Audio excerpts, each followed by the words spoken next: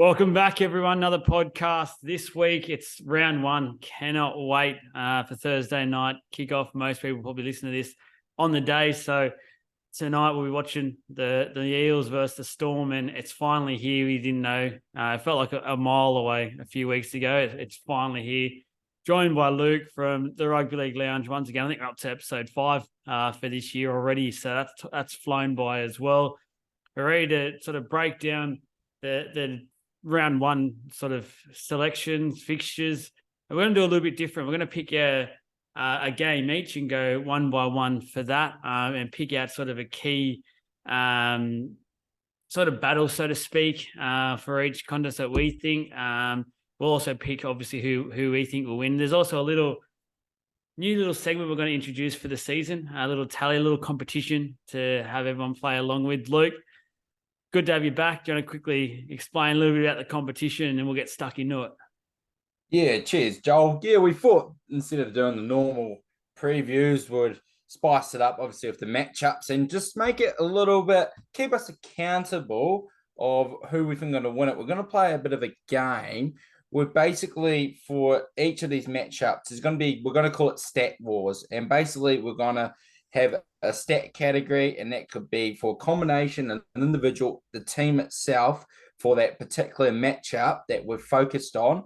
And then we basically pick who's going to score more of that certain. So, for example, it could be fantasy points, it could be running meters. So, I think the audience will get a bit of a idea of it when we get through to it. But yeah, like I said to Joel earlier, I would like to create some posts around this so we get some fan engagement too. So yeah, keep us accountable, and me and Joel will do a running tally. So we'll see, and we're allowed to pick the same option too. So say if I pick someone, Joel can as well. But yeah, because that'd be a bit unfair if we had to differ each time.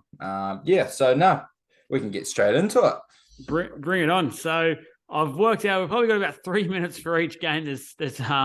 We're going to try and fit everything in, guys. So bear with us. So first up, Thursday night clash. We've got the Parramatta Eels versus the Melbourne Storm at Bankwest, CommBank, whatever it's called these days. Luke, I think you want to talk about the halves battle. Yeah, well, for me, the halves are obviously standouts, rep caliber players on both sides.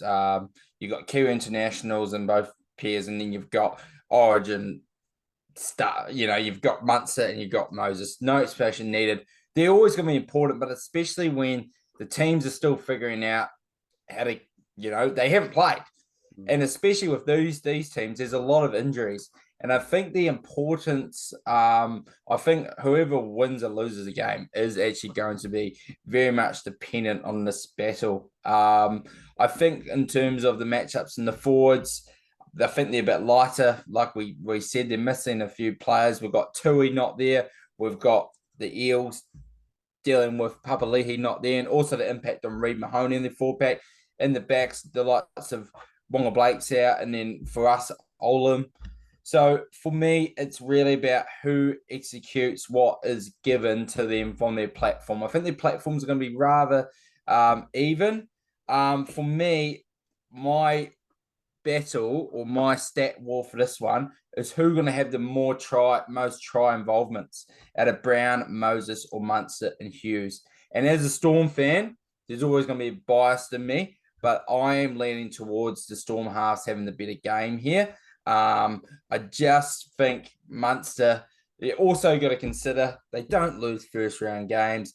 Munster, I think he's in for a big year, and I think he's going to start off running at the blocks, I should say, especially with that new contract. So for me, I feel like it's a close one, but I think we might see. I also reckon Hughes will get him for a try as well. So that's definitely going to help my case. How are you thinking about this halves battle, Joel? Yeah, I like the fact that you picked it out. I think this is the key for this game. You've already mentioned the key outs that both teams have. So I reckon it's really important that the halves step up for this game, and they've probably got the top 3 halves in the competition, both these sides. So I think whoever wins this game, the halves will probably have an 8 or 9 out of 10 game.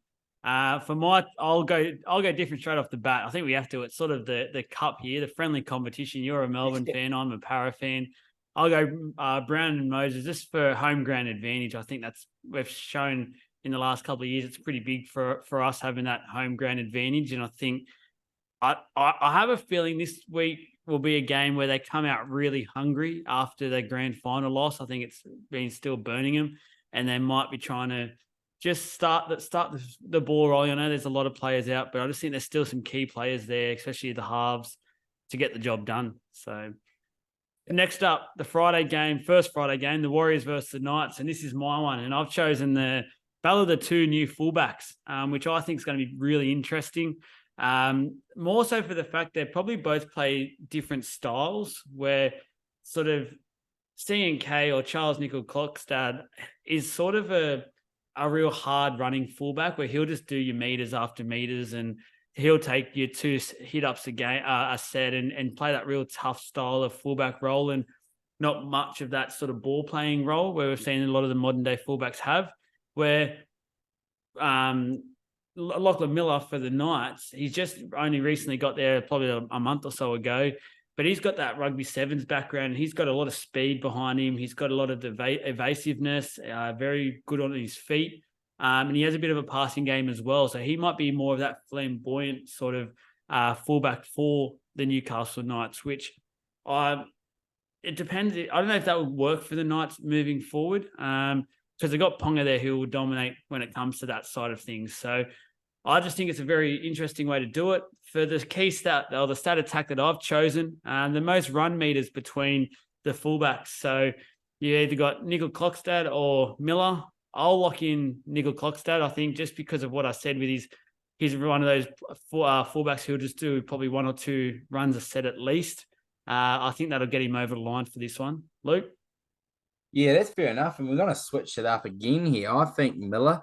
It is interesting because as soon as you put this forward to me, I thought of Miller's first game where he got over, was it close to 300 meters? If not, he got over it. But then I thought C&K when he also was, I believe he was the best on field that day in the grand final. Now, the thing is for me, that was 2019.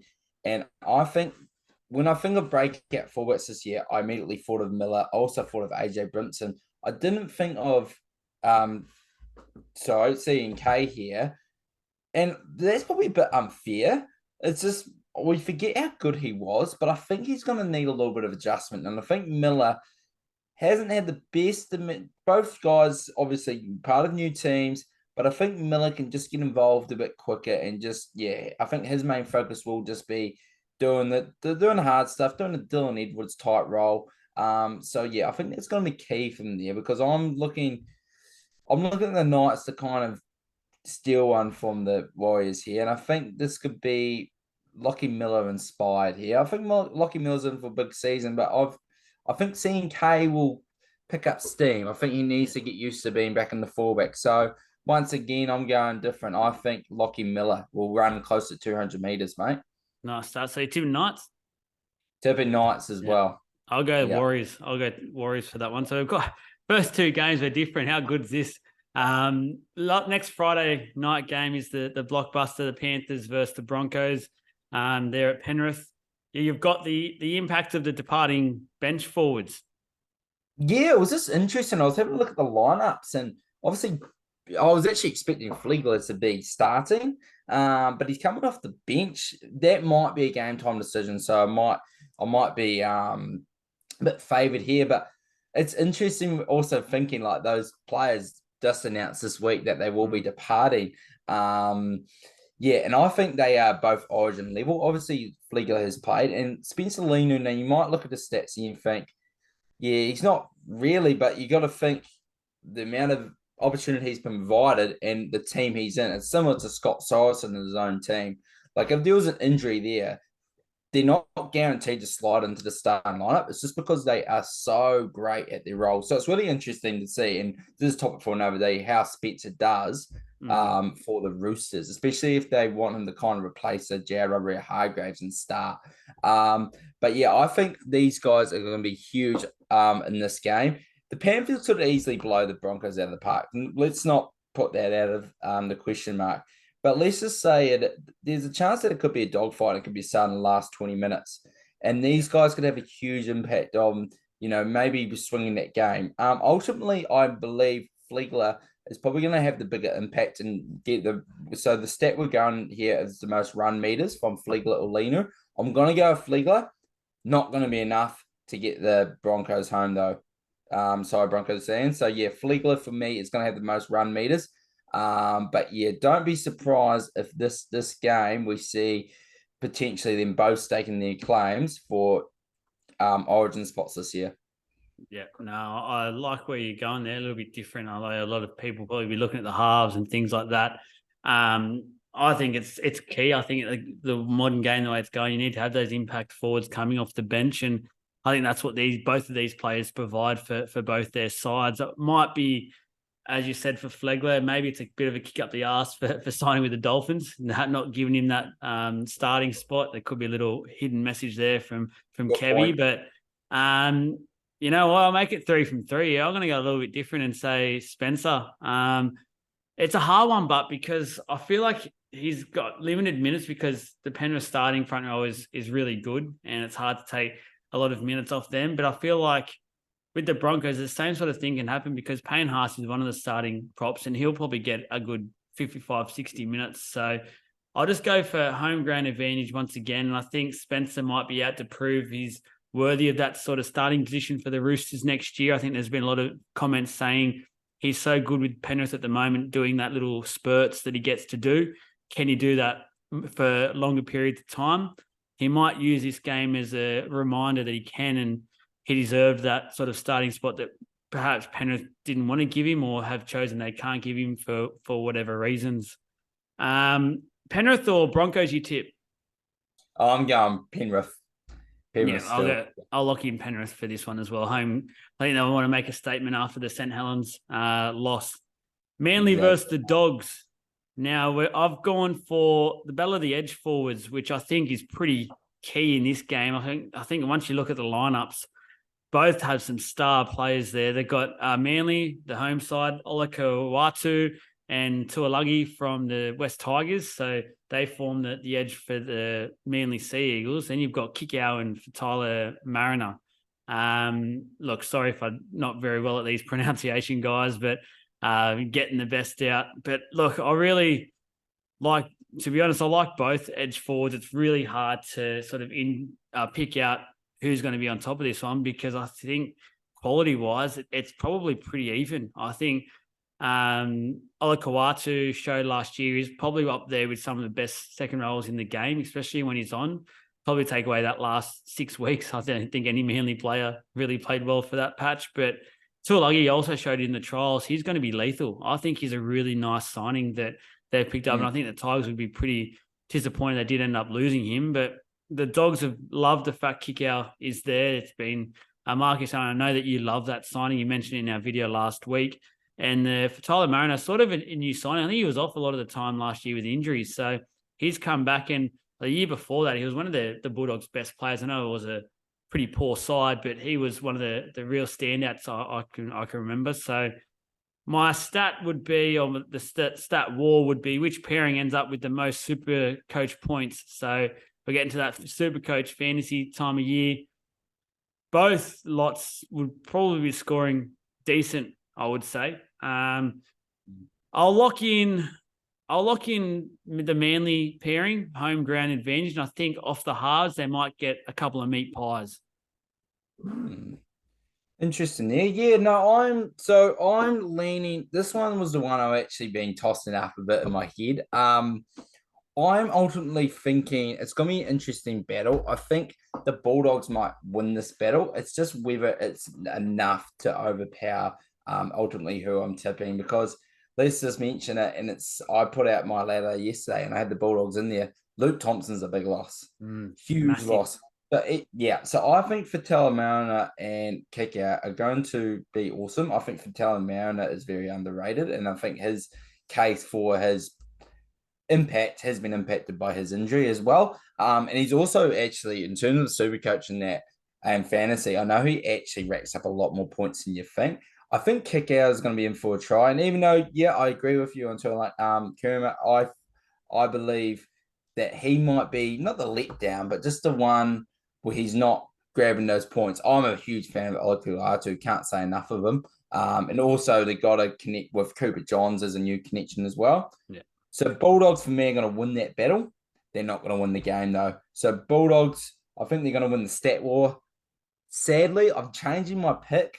I think Manly are going to win because I've been thinking the Dogs all week, but I do think Turbo and all. I think the other factors are going to be enough there. But yeah, the back row does even things out for me. I think they got a slight edge, only just. Yeah.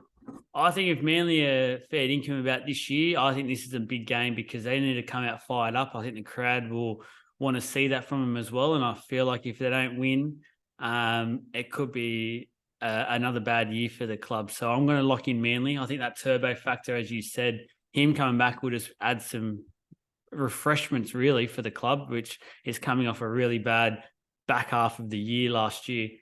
Next game, Cowboys versus the Raiders. I'll let you take this one. You've got the game changing forward.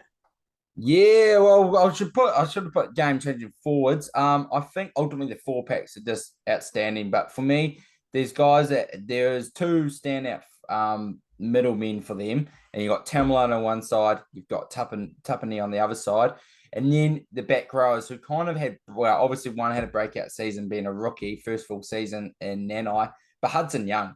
Hudson Young, one of the more unlucky players not to make Origin. Not Origin, sorry, the end of year squad with the Kangaroos. And I'm just confirming my stat attack for them. More combined, we'll go with Super Coach. We'll stick to Super Coach and rather than mix up with fantasy. I just think these guys are, like we said about their prowess in the game, they've got a lot to prove. In terms of meters and go forward, there's not much better than their two middle guys. And I'm just interested to see if Nanai's try run is not an anomaly and he can be a Steve Menzies type and just rack it up every year. Yeah. And Hudson Young, I want to see how he responds as well, being left out. And I think this is going to be an interesting game to see that there. Yeah, for me, they're the two most important players in each 4-pack. In terms of most combined fantasy points, though, look, you've got an interesting one here. I ultimately think that Nanai is going to start the season off hot, and I think there will be tries. I think the Cowboys are going to have the slight edge in the game, and I think that will lead to more points. And don't be surprised if Nanai probably gets the wood over Hudson Young here. And I think that the battle between JT and Tuppeny will be very even. Yeah, I'm gonna go Cowboys for both here. But yeah, I do think Nanai is gonna have another special season. I don't think it's gonna be a fluke. I just think he's just got that natural ability of popping up where the ball goes. And I think Chad, and when early in the season too, I think you're gonna get a lot of points off kicks as well. Yeah. Just when you don't really have if your game's not flowing nice as nice as it's going to be as the season progresses, you're going to put some kicks up high. And I think we even seen that in their trial. I think that's how he scored off a lucky little ricochet. Yeah. I won't be surprised if that happens in this game. So yeah, I'm going to go with the Cowboys winning this one in both categories. Yeah, I'll be quite short and simple with this one. I'm not a massive fan of the Raiders this year. I don't think they'll be around the 8. I think they might be a little bit stale in a way. I do like their forward pack. I think it is quite a good forward pack. I'm just not sure if they can go up to North Queensland, especially at the heat at the moment, and match it with the young guns that the Cowboys have at the moment. And you spoke really well about Nanai, JT Tamalolo. He's back into form. I just see them, JT and Nanai pairing, outscoring the other pairing, Young and Tuppeny for sure. So I think that. Just to cut you off, I think the heat's a really good point in the favour of Tamalolo too, getting, the fatigue as well. Probably Tuppeny, we rate him like highly, obviously. But Tamalolo is going to be more used to that, especially early in the season. So sorry to cut you off, but I thought that was a really good point in the favour of Tamalolo. Yeah, no, and I'll lock in the Cowboys. I think the Cowboys win well for this one as well. The next one, so we've got a cracker Saturday night fixture. We've got the Sharks versus Souths, which could arguably be the match of the round, I feel like. I think the loss of Hines has sort of damage the Sharks' chances a little bit in this one, but still at home, they grow another leg there and being really, really good, especially under Fitzy at Shark Park, I still like to call it. The Battle of the Packs is what I want to point out, and who's going to come out on top, because I look at the Packs, and we sort of spoke about just them, but another two teams where I feel like their packs are a little bit underrated in a way, where for South, a lot of the talk is about their stars in their playmakers and things like that, and Alex Johnson, obviously, but their forward pack is really strong. Like Totola, Burgess, the props, Kaloa Matangi, Jai Arrows in the second row, and then Cameron Murray's your lock. That's a fantastic forward pack. You'd have that every day of the week, twice on a Sunday. The Sharks as well. You've got Toby Rudolph and Hamlin Ueli starting props. Both showed last year they definitely can handle starting and moving up the ladder in my rankings anyway for prop rankings. And then Niokora, Wilton, who I think will have a standout year this year. I'm really looking forward to watching Teague Wilton play, especially for Supercoach reasons. We're talking about that. And Dale Finucane at lock as well. And then both have some pretty nice additions coming off the bench when it comes to forwards as well. So I think it's a really close competition in terms of who's going to actually come out on top of this one for the packs. And it's really a toss of the coin. Where I feel like the game will be lost, though, is where no Nico Hines for the Sharks. So I think the halves pairing of the South Sydney Rabbitohs will come out on top. And I think Latrell and Cody will come out and stamp their authority when the game is hanging in the balance, which I think this one will be decided by just a couple of points.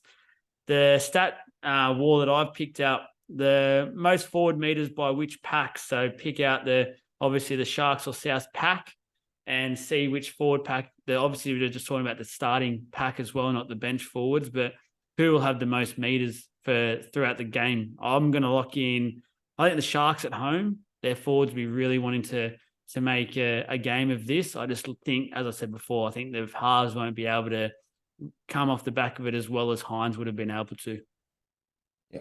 I'll also say my tip would be the Rabbitohs. Yeah. So I'm tipping the Rabbitohs too, but I'm gonna also tip them for the stat attack and go against you once again. It's riveting stuff, mate. But ultimately, I think in terms of that momentum of getting their stats for their set started, I think the Sharks rely more heavily on their outside backs as well, and the likes of Talakai, Militalo. So I'm going to go with the Rabbitohs to kind of just. I think there's every time I look at the Rabbitohs and I think premiership chances, I think 4 packs but weak, especially in the bigger bodies. But then I know Nichols is gone, but then the likes of Burgess take a leap, Totola takes a leap. Arrow gets through his work, and then you obviously got Cam Murray there too. I also think Sharks in that category too. I look at their pack and think, are they? But they do. In terms of like when you think about spending the cap, if you do have to, you have to balance your team out evenly, ideally, unless you have those key superstars, which the Sharks, even though they get Hines, they don't. The Sharks have a really well-balanced team, probably the most well-balanced team in the comp. And I think their forwards are going to actually there is a really chance that they step up this year. I think all their players are ascending in terms of their 4-pack. I don't think the likes of, you had the likes of Tolman last year and Fafita. You got young guys in now. Yeah. Saying that, I think the Rabbitohs, just because a lot of their reliance on their forwards making the meters. Obviously, Alex Johnson can hold his own, but you want more your forwards taking that. Militalo, he's going to be more of a winger that's going to get those ugly meters in for you. So for me, I'm going to go with the Rabbitohs here for my stat wars. Perfect. Now we've got the Dolphins versus the Roosters. Hopefully this game isn't like that and they just conk out. You've got the importance of a 13. Well, I'm very interested in seeing how Tom Gilbert is in the middle, mate. He had an interesting Origin debut, and I thought he really actually deserved his Origin crack. Obviously there was a few injuries that helped him get there, but I think he's going to be one of those guys that is going to be a shoe-in each year. Maybe not starting this year, but I'm really interested to see. Obviously, he was on the edge, and I think he's got a point to prove. Now, he's not going to be a ball playing 13 like Radley, but I am interested to see if there are some little different elements to his game that he can provide. But ultimately, I just can't wait to see his aggression. I think he could be a real leader. Yeah. I'm just wondering also how that is going to impact. It could be interesting to see how it impacts just the winning of the Dolphins culture, the winning of the Dolphins and their culture straight off the bat. Yeah, he's obviously more the old fashioned 13, but I still think there's value there, especially if you just embrace it. You see, yeah, everyone wants that ball playing 13, but at the end of the day, there's only about 3 to 4 teams that actually have that. And Radley's impact is just unquestionable. Obviously, I've talked about it before on previous podcasts. Look, when he went down in 2020, their season went. It was the most devastating loss of the whole year. So yeah, my stat war here is going to be the fantasy points of these two players, Radley and Gilbert. And I think an interesting thing to bring up too with Radley is, yeah, he does a lot to benefit the team, but he also does a lot that kind of takes a step back. A lot of times it's 2 steps forward, 1 step back with penalties or errors. But yeah, and that's obviously going to affect his points. I'm going to go Tom Gilbert. I think Tom Gilbert's going to go out. He's going to run the most meters by any forward in this game. That's my bold prediction. And I think he'll counter any attacking stats or like the likes of line breaks or try assists for Radley here. But the Roosters will win it. But I think Gilbert's going to go out there and really set a statement and kind of put the Dolphins on the right step in terms of what they're about and saying they're not here to be messed around with. Yeah, it's interesting. You did mention a few good points there. Just clarify, Gilbert played lock Cowboys last year? No, because he was playing on the edge. He was playing on the edge a lot. Yeah, that's right. Okay. Yeah. For mine, he was on the edge. Yeah, with Nanai on the other edge, and then Luciano was coming off the bench. Now, the problem I sort of have with the Dolphins at the moment, I feel like they do need a ball-playing lock, especially early on, because I think they lack that in their spine positions already, the dominant sort of playmaker. They've got a couple of young guys in there who sort of hasn't got the confidence up yet. It's a really intimidating place to start your career, really. Starting a new team, new venture, Suncorp will be packed out. So I think Radley for mine, especially early on, and the Roosters for mine should win this. I don't know if they'll win it well because they're slow starters, but I can see him doing a lot of work in the middle, especially with ball playing and that. He might end up with a try assist. So I'll lock in Radley for that fantasy point one. I also have a little personal one there because I had Gilbert in my team until this morning and I took him out for Radley. So I've second guessed myself there, and you know what they say, you always should stick with your first thoughts. So I'll probably have egg on my face next week, but yeah, I'll stick with Radley there. Last game of the week, and that's the Tigers versus the Titans. I've got here the Battle of the New Look Spines, which I feel is going to be a really interesting way where this game sort of goes, because I think the signings will make up who wins this game, because for the Tigers, you've obviously got a lot of their players were either coming back from injury or injured for a lot of the last year. Like Laurie was sort of a shell of himself. So was Dewey. They're back there. They're back starting. You've got Coruscant, which is just a huge signing, with the best hooker in the game at the moment in my eyes. And he could just do anything for Luke Brooks. You're not too sure, but there's a part of me that feels like if anyone's going to get the best out of Luke Brooks, it's got nothing to do with the coaching. It's got to do with his number 9, and he's finally got a dominant number 9 who will take care of the forwards and go, you get ready for plays 3, 4, 5. I'll do the rest, basically. And I think that might be exactly what Luke Brooks needs. I don't know if he'll ever get to the heights that people say. I think his time's sort of unfortunately gone, but there's someone who can just get him to that level. I think it's Luke Brooks. Now, in terms of the Titans, I've always said it before, I really like Foran and I really like Verrill's addition. I know that means Campbell's now on the bench, but I feel like he can make that role his own. I would like to see him on the footy a bit more, but I think Brimson's a natural fullback for mine. I think he struggled elsewhere last year, wasn't really able to get into the game too much. But yeah, for mine, I like It's a hard one because I really like the Titans' spine. I really like what they've done this year. But for my stat question, it would be which spine contributes the most tries and tries assists for this game. I'm going to lock in. I'm actually going to lock in the Titans for just from what I've seen from the trials so far. Foreign had the ball on a string. We're seeing the young winger there score 4. I think Tana Boyd's got a really good combination with Fafita going, so he might be able to get him over for maybe a try maybe 2. No one know what Fafita will turn up. For the Tigers, for mine, I feel like Coruscant's a gun, but he's not going to be one of those players that set up too many tries, and he doesn't go himself too much. So he might be more of just that glue that keeps everything together. I think they might take a little bit of time to adjust for life with such a dominant sort of hooker. What about yours?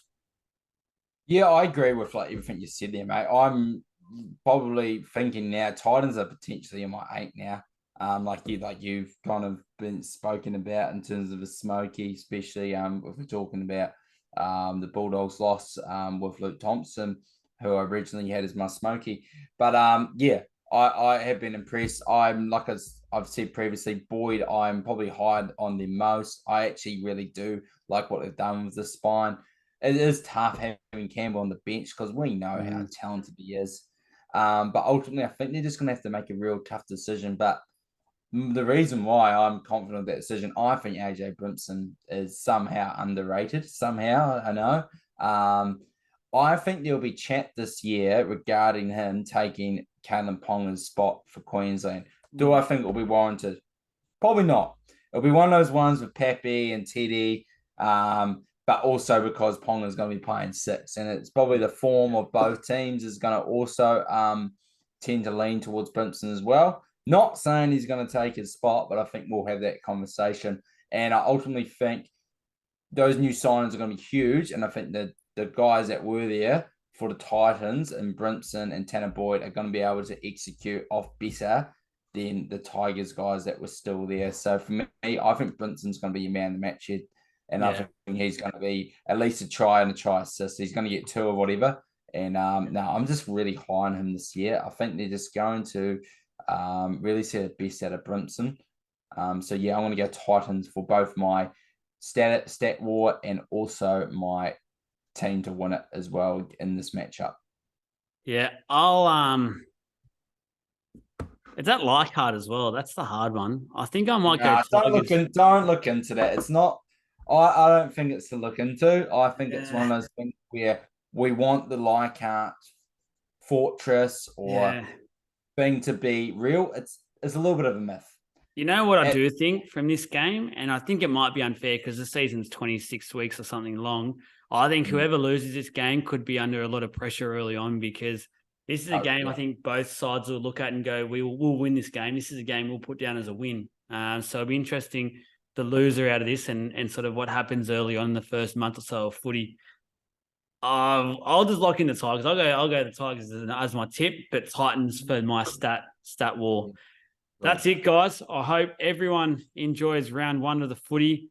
Luke, we've got plenty different early on to start this stat war contest. I can't wait for this. There'll be, as you said, there'll be posts all week and stuff about it. We'll tally up. I'll be looking at Supercoach even more now. I'll be looking at the stats even more now. Can't wait for this. Yeah, awesome. Yeah, obviously we're kind of thinking, how can we change things up? And we kind of come up with this idea last minute, but actually seeing it, doing it with you, and we can tweak things as the season goes on to see how the message best gets to our audience. But yeah, I think it's a fun way of kind of looking at who wins the matchup. But as you can see, team, even though they might win the matchup, doesn't mean we believe that team's going to win the game. And sadly for the Dolphins, hopefully I'm picking them for a few stat wars this season, but I just don't think I'm going to be tipping them much to win. I'm glad we haven't touched on the Dragons, actually, because, they might be in the same category, but, yeah. Well, Dragons fans, you got 2 points to look forward to, and you've got to wait until the last game next week. So we'll touch on the Dragons next week. Enjoy the footy, guys. Good luck to the Dolphins. I really can't wait to watch them.